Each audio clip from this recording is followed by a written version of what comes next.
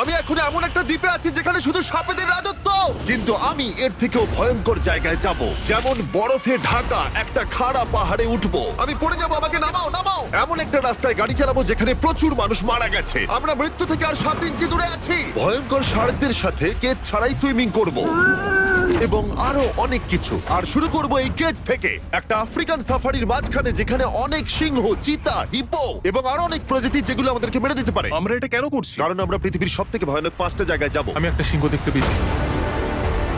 ও মাই god, এটা আমরা কেন করছি? আর যাতে সিংহরা আমাদের কাছাকাছি আসে, তাই আমি অনেক মাংস এনেছি। ছড়িয়ে এবং কেজের চারপাশেও ঝুলিয়ে দেব। ভাই আমরা বেঁচে ফিরবো তো? কিন্তু আসলে যে কারণে এই জায়গাটা বেশি ভয়ঙ্কর সেটা হলো সূর্য ডুবে যাবার পরে আমরা দেখতে পাই না, কিন্তু ওরা দেখতে পায়। জিমি, ওদিকে দুটো সিংহ রয়েছে। এই শব্দটা তো কন্ডারের মতো লাগছে। এটা বিশাল ভাই। সবকিছু রাতে বেরোয় কেন? ভাই আমাদের সিংহটা পুরো ঘিরে ধরেছে। আমাদের থেকে মাত্র 20 ফুট দূরে রয়েছে না।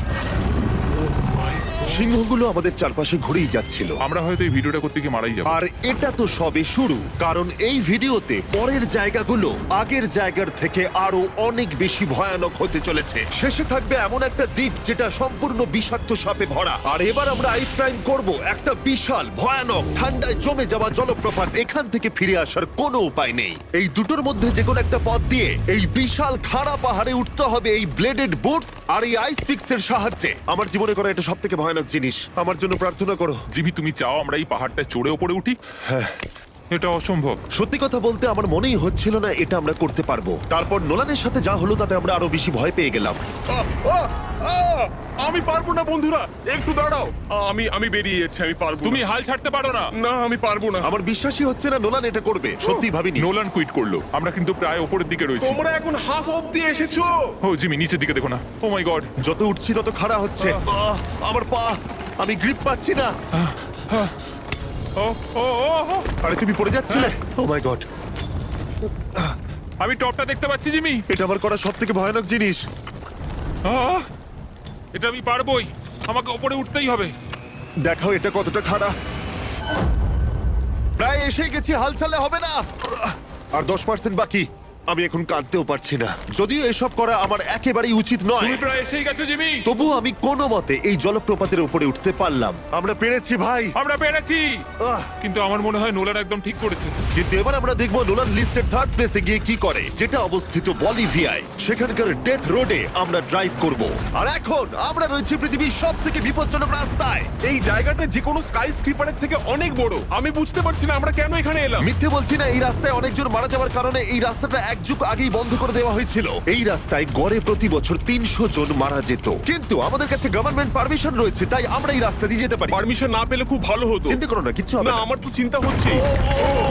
এবার বুঝতে পারছি কেন ডেথ রোড বলে। কিন্তু তুমি এমন চালাচ্ছ জানো এটা খুব সাধারণ রোড। দেখো তোমার জীবন আমার হাতে রয়েছে, তাই তুমি এরকম না, তোমার জীবন আমার হাতে রয়েছে। দেখো স্টিয়ারিংটা মনে হচ্ছে কেঁপে উঠলো। চেয়ারের দিকে হাত ছড়িও না। আমরা এখন মৃত্যু থেকে মাত্র 7 ইঞ্চি দূরে আছি। আমরা খাদের খুব কাছে রয়েছি। সাবধানে সাবধানে সাবধানে। বলছো নাকি? ও মাই ফ্ল্যাশ করছে? গড, আমার লাইফ ফ্ল্যাশ করছে, ফ্ল্যাশ করেই যাচ্ছে আচ্ছা, বারবার। আর যদি তোমরা ভাবো এটাই সব থেকে বিপজ্জনক, তাহলে বলে রাখি আমাদের রাস্তায় আরো 3টে বিপজ্জনক স্পট বাকি আছে। রাস্তা আস্তে আস্তে আরো সরু হয়ে যাচ্ছে।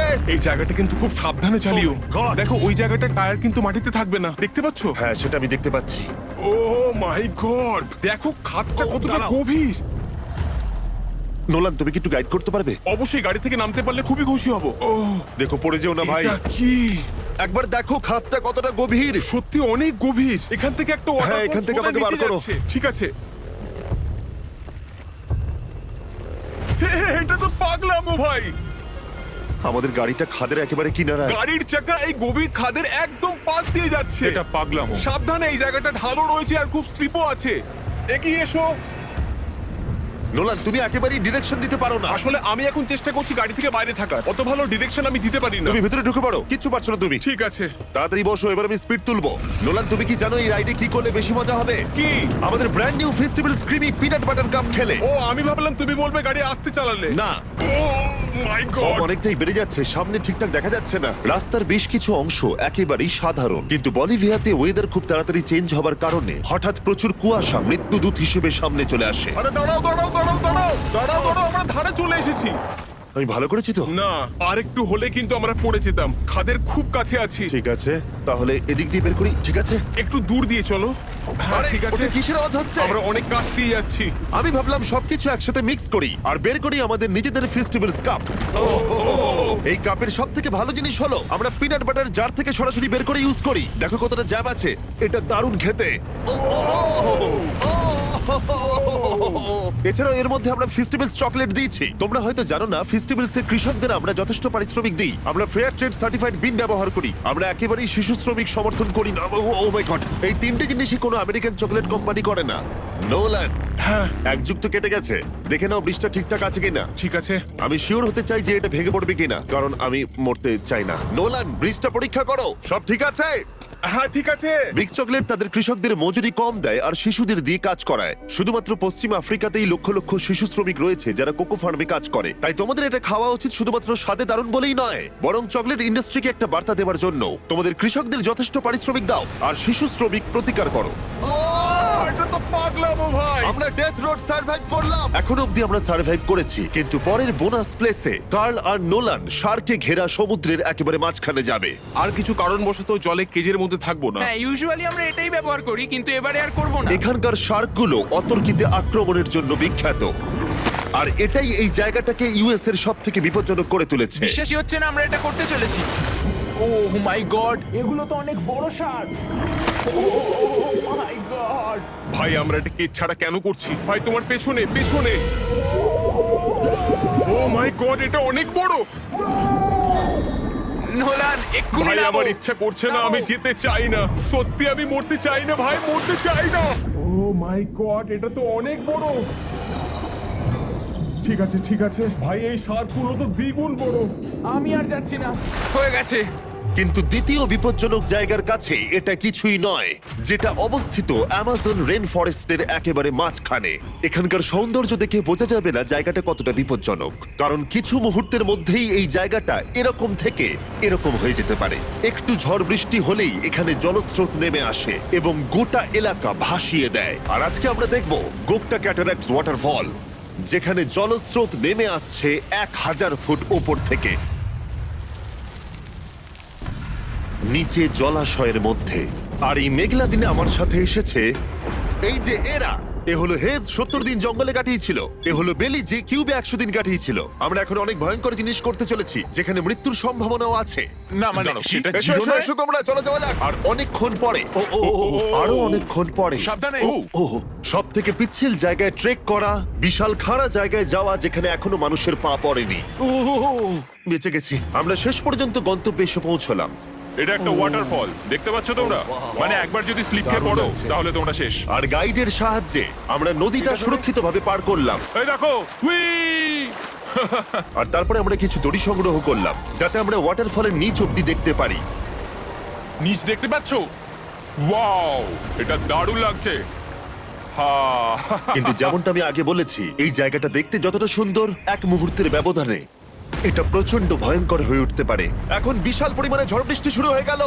এই জন্যই এটাকে পৃথিবীর সব থেকে ডেঞ্জারাস প্লেস বলা হয়। এই ওয়াটারফলটা এখন আস্তে আস্তে অনেকটা ছড়িয়ে যাবে, অনেকটা জল বেড়ে যাবে, সবকিছু ভাসিয়ে দেবে। এখানে এখন জল অনেক বেড়ে যাবে আর আমাদের বেরোতে হবে। আমরা কি রোপগুলো ব্যবহার করে ওয়াটারফলের পাশ দিয়ে নিচে নামবো? না, একদমই নয়, এটা খুবই বাজে আইডিয়া জিম। আমরা এখন জঙ্গলের মাঝে ফেসে গেছি, এটা তো বাজে ব্যাপার। কত রিস্ক আছে। জিবির দিক দিয়ে কিন্তু কাদা আসছে, অনেক কাদা। আর যে কোনো মুহূর্তে এখানে বাজও পড়তে পারি। আর সত্যি আমি চাই না তুমি মরে যাও। তাই আমাদের ইউটিউব ভিডিও এমার্জেন্সি অপারেশনে বদলে গেল। একটাই উপায় আমরা বেরোতে পারবো, একই পিচ্ছিল এবং খাড়া পথ দিয়ে আমাদের ফিরতে হবে। আর কিছুক্ষণ বৃষ্টি হলে এই জলস্রোত সবকিছু ভাসিয়ে দেবে। তোমরা দেখতে পাচ্ছ জলের পরিমাণ অনেকটা বেড়ে গেছে, আমাদের রাস্তাও ব্লক হয়ে গেছে। আমাদের এই দড়ির সাহায্যে বেরোতে হবে, অনেকটা সময় লাগছে। তোমাদের মনে আছে যখন আমি এই নদীটা পার করছিলাম আর হাসছিলাম? উই! এখন আর একদম হাসি পাচ্ছে না। আমার সত্যি খুব ভয় করছে যদি আমি পড়ে যাই।